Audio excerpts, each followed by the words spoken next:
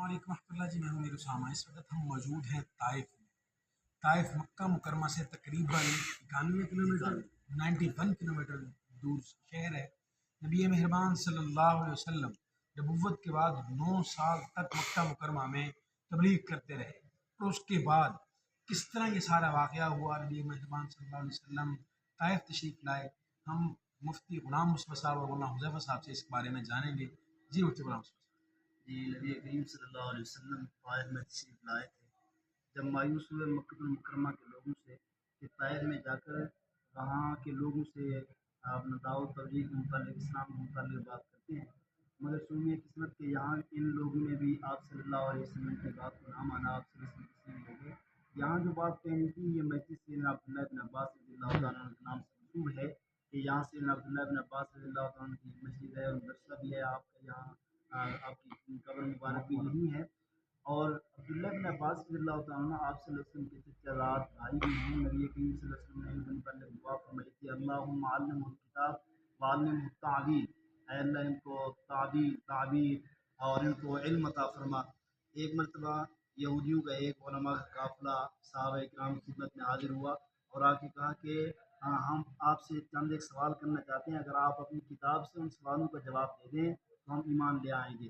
تو سیدنا فاروق اعظم رضی اللہ تعالیٰ عنہ جو صحابہ کرام میں سب سے چھوٹے تھے، عبداللہ بن عباس، ان کی طرف اشارہ کیا، یہ کھڑے ہوئے، انہوں نے سوال کیا کہ ہمارا ایک سوال تو یہ ہے کہ وہ قبر بتاؤ جو اپنے مردے کو سیر کراتی رہی ہو، اور وہ جگہ بتاؤ جہاں ایک مرتبہ سورج کی چمک پڑی ہو بعد میں نہ پڑی ہو، اور پھر اور بھی اسی طرح کے 4 سوال تھے۔ اچھا، تو سیدنا عبداللہ بن عباس رضی اللہ عنہ اور فرمائے کہ وہ 2 بھائی بتاؤ جو دونوں ایک ہی دن میں پیدا ہوئے ہوں اور ایک ہی دن ان کی وفات ہوئی ہو، مگر دونوں ان ایک ہی دن وفات ہوئی اور ان میں سے ایک 100 سال بڑا ہے، ایک 100 سال چھوٹا ہے۔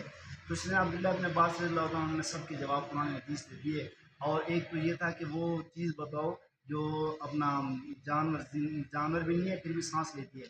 عبداللہ ابن عباس رضی اللہ تعالیٰ عنہ نے چاروں کے جواب قرآن مجید سے دیے، اور میں وہ چیز جو سانس لیتی ہے وہ تو ہے وصوبہ اذا تنفس، صبح ہے، اور پھر میں ایک وہ جو قبر اپنے مردے کو سیر کراتی رہی ہو، وہ سیدنا یونس علیہ السلام جب سمندر میں گئے تھے تو ان کو مچھلی نے اپنے پیٹ میں لے لیا تھا، گویا کہ وہ ان کے لیے قبر تھی، وہ ایک جگہ سے دوسری جگہ سیر کراتی رہی۔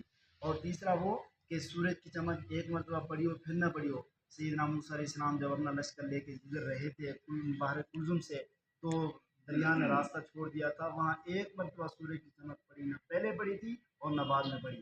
اور پھر میں کہ وہ 2 بھائی تھے کہ سیدنا عزیر علیہ السلام اور ان کا بھائی ایک ہی دن پیدا ہوئے اور ایک ہی دن ان کی وفات ہے، لیکن ان میں سے سیدنا عزیر علیہ السلام جب ایک بستی سے گزرے تھے، یروشلم کی بستی سے، دیکھا کہ وہ بستی غیر آباد ہوئی پڑی ہے، اللہ رب العالمین سے کہا کہ اے اللہ یہ کس طرح تو ان کو آباد کرے گا؟ تو اللہ رب العالمین نے ان کو 100 سال تک نیند دے دی تھی۔ فَأَمَاتَهُ اللَّهُ مِائَةَ عَامٍ ثُمَّ بَعَثَهُ قَالَ كَمْ لَبِثْتَ قال لبثت يوما او بعض يوم قال بل لبثت 100 عام، فرمایا بلکہ تو 100 سال تک سویا رہا۔ تو اب ان دونوں بھائیوں کی پیدائش بھی ایک دن، وفات بھی ایک دن ہے، البتہ ان میں سے ایک سیدنا حزقیل ہے یا سیدنا عزیر علیہ السلام ہے، ان میں سے 100 سال تک نیند میں رہا، اسی لیے ایک کی عمر 100 سال کم ہے، ایک کی 100 سال عمر زیادہ ہے۔ تو یہ جواب سیدنا عبداللہ بن عباس نے جب دیے تو یہود حیران رہ گئے کہ چھوٹا سا بچہ، سب کے سب انہوں نے وہی ہی آپ صلی اللہ علیہ وسلم کا کلمہ مبارک پڑھ لیا تھا، لا الہ الا اللہ۔ تو یہ مسجد سیدنا عبداللہ بن عباس کے نام سے مشہور ہے، اور یہ اپنا قبر بھی ہے سیدنا عبداللہ بن عباس رضی اللہ تعالیٰ عنہ کی۔ تو بہت شکریہ، جزاک اللہ۔ مولانا حذیفہ صاحب سے گزارش کریں گے کہ اس حوالے سے مختصر۔ جی الحمد للہ، اللہ رب العزت کا بے حساب شکر ہے۔ میں یہاں جو بات کہنا چاہتا ہوں کہ نبی کریم صلی اللہ علیہ وسلم نے حضرت عبداللہ بن عباس رضی اللہ تعالیٰ عنہما کو جو دعا دی تھی، کس بنا پر دی تھی؟ یہ حضرت عبداللہ بن عباس رضی اللہ تعالیٰ عنہما نبی مہربان صلی اللہ علیہ وسلم کے خادم تھے۔ آپ علیہ السلام قضاء حاجت کے لیے تشریف لے گئے، اب آپ نے وضو کرنا تھا۔ حضرت عبداللہ بن عباس نے رضی اللہ تعالیٰ عنہما آپ علیہ السلام کے آنے سے قبل ہی آپ کے لیے وضو کے پانی کا انتظام فرمایا۔ جب آپ باہر تشریف لائے، آپ نے پوچھا یہ پانی کون لے کر آیا؟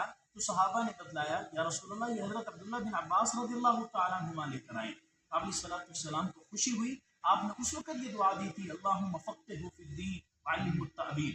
اس سے معلوم یہ ہوتا ہے کہ خادم کو مخدوم کا مزاج شناس ہونا چاہیے، اسے پتہ ہونا چاہیے کہ اس وقت میرے مخدوم کو کس چیز کی ضرورت ہے، کس چیز کی حاجت ہے، اس وقت دعائیں لی جاتی ہیں، دعاؤں کو کہنا نہیں پڑتا۔ وہ دعا کا نتیجہ تھا کہ اللہ رب العزت نے کیا مقام دیا کہ سب سے بڑے مفسر قرآن ہے۔ اللہ رب العزت مجھے آپ کو اس قرآن مجید کی وہ شان و شوکت، وہ غلبہ، وہ اسرار و رموز ہمیں بھی نصیب فرمائے۔ جزاکم اللہ تعالی۔ بہت شکریہ، السلام علیکم۔